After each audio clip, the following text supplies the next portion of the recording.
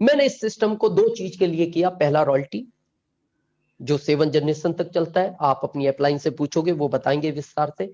Second, security, सुरक्षा। आज आपको समझ में आएगा क्या है ये, इसकी इंपोर्टेंस क्या है, क्या चीज है ये सुरक्षा, क्या चीज है, क्यों करना चाहिए। अभी मैं लगभग 4 दिन पहले किसी से कॉन्फ्रेंस में मैंने इस टॉपिक को लिया, मैं आज आपको कहना चाहता हूं। अभी सडनली लगभग 3 महीने पहले की बात है, हमारे रतलाम के अंदर एक रोड लाइन ट्रांसपोर्ट है,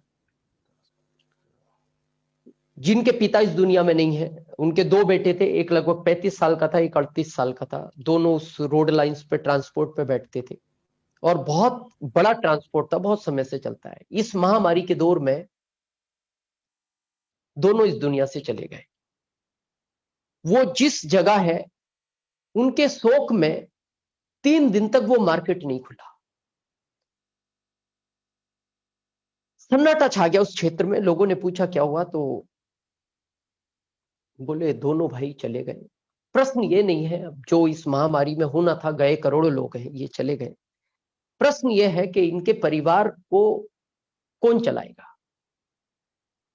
कौन देखेगा। तो बाद में पता लगा कि उनमें से जो बड़ा भाई था, उसका 11 साल का बेटा है, जो उस परिवार में सबसे बड़ा है। बात हुई, प्रोग्राम के बाद उस बच्चे को वहां लाया गया। मैं आपसे एक प्रश्न पूछना चाहता हूं। 11 साल की उसकी उम्र है, उसको कोई ज्ञान नहीं है उस ट्रांसपोर्ट के नॉलेज का। उसको जो स्टाफ बताएगा वो करेगा, उससे गलतियां भी होगी, हो सकता है नुकसान भी हो। कोई ट्रांसपोर्ट में कार्टून कहीं मिस हो गया, जब ग्राहक उससे आके बात करेगा, वो शायद इतनी कॉन्फिडेंस लेवल के साथ बात नहीं कर पाएगा। हो सकता है वो उससे उसका हर्जाना मांग ले, उसको देना पड़ेगा। वो सब भी ठीक है। 11 साल की उम्र उसकी खेलने कूदने की उम्र थी। ये उम्र उसको कभी वापस लाइफ में नहीं मिलेगी। जिस उम्र में उसको खेलना था, जिस उम्र में उसको एंजॉय करना था, जिस उम्र में, जो उम्र उसकी पढ़ाई की थी, उस उम्र में उसके ऊपर एक बहुत बड़ी जिम्मेदारी का बोझ आ गया। ऑप्शन दूसरा नहीं था। भगवान न करे ऐसी कभी जिम्मेदारी हम सबके ऊपर आए या हमारे बच्चों के ऊपर आए।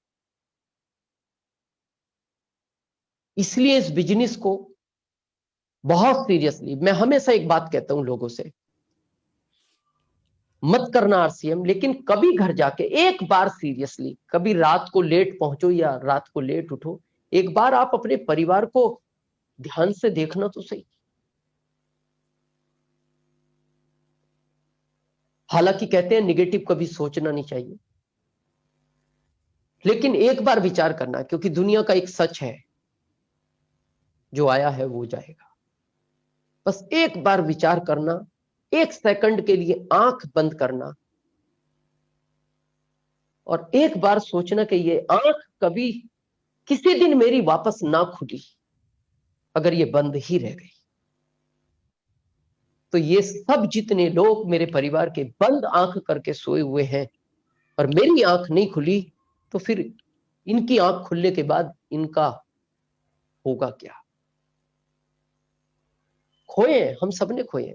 मेरे फादर को कैंसर था, मेरे ससुर जी को कैंसर था। अभी कहना नहीं चाहिए, पिल्लास सर के मदर, बहुत, मैं जब बात करता था, बड़ी बीमारी से जब वो ग्रसित रहे, बहुत माइंडली पिल्लास सर बड़े परेशान रहे। जबकि कहा जाता है कि जो आया है वो जाएगा, निश्चित है।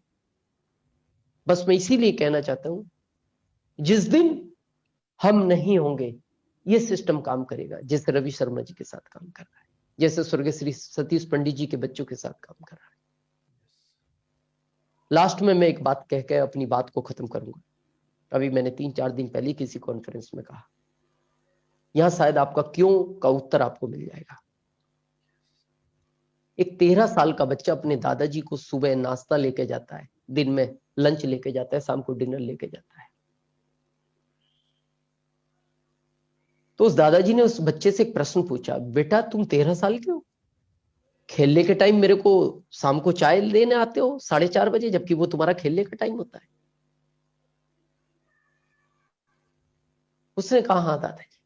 ये उम्र बीतती गई, वो बच्चा 22 साल का हो गया, फिर भी वो टाइम पे अपने दादाजी को, जब वो आता था और सारी चीजें वही टाइम पे, उनको ब्रेकफास्ट, रात को दूध, 4:30 बजे चाय, दिन का लंच, रात का डिनर। दादाजी ने एक बात कही, इस कॉलोनी में बेटा बहुत सारे लोग रहते हैं, तू तो मेरा पोता है, लेकिन मैं तेरे को ऐसे उदाहरण दे सकता हूं जिनको उनका बेटा भी टाइम टाइम पे ये सब कुछ नहीं करता, फिर तू क्यों कर रहा है। उसने एक बहुत सटीक लाइन कही अपने दादाजी से, दादाजी मैं जिस कॉलेज में पढ़ के बड़ा हुआ हूं, आपको पता है मेरी ये शर्ट कितने की है? 5,000 की शर्ट है। 23,000 की घड़ी पहनता हूं दादाजी में। मैंने मेरे फादर से एक दिन पूछा, पापा आपकी इनकम तो इतनी नहीं है, फिर आप मेरे को, आपने एक अच्छी बाइक दिलाई मेरे को, 23,000 की घड़ी दिलाई, 5,000 का शर्ट आप मेरे को पहनाते हो, 7,000 के जूते मैंने पहन रखे, आप तो इतना नहीं कमाते।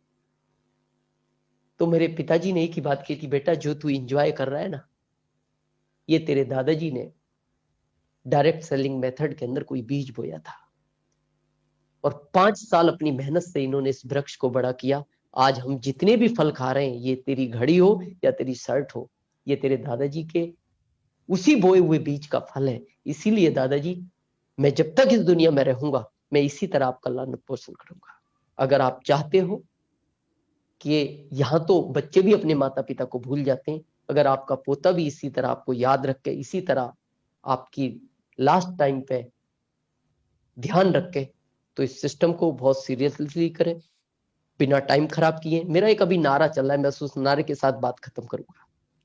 21 दिसंबर, 1 साल बाद, 1 साल तक काम क्या करना है, मैं अभी सबको, मेरी जो भी वीडियो कॉन्फ्रेंस होती है, ये मेरा भी एक बिल्कुल फिक्स नारा है। जो आपका सोने का टाइम है 6 से 8 घंटे, क्योंकि अच्छे स्वास्थ्य के लिए 6 से 8 घंटे सोना चाहिए, एक डॉक्टर बोलता है। जितने टाइम आप भोजन करते हो, 10 मिनट, 15 मिनट, 20 मिनट, भोजन को 32 बार चबा के खाना चाहिए एक अच्छे हेल्थ के लिए।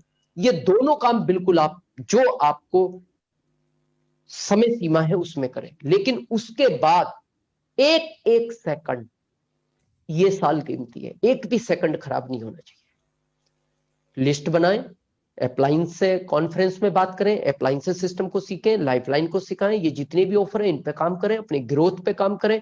और मैं दावे के साथ कहता हूं, जब भी हम दिसंबर में किसी कॉन्फ्रेंस में मिलेंगे, अगर आज आप वाइटल पर भी हैं, तो आपका टेक्निकल का सेलिब्रेशन होगा। आप सबने सुना, आपकी अपलाइनों ने हमारे को इस मंच पे आने का, बोलने का मौका दिया। आप सबको बहुत बहुत थैंक यू।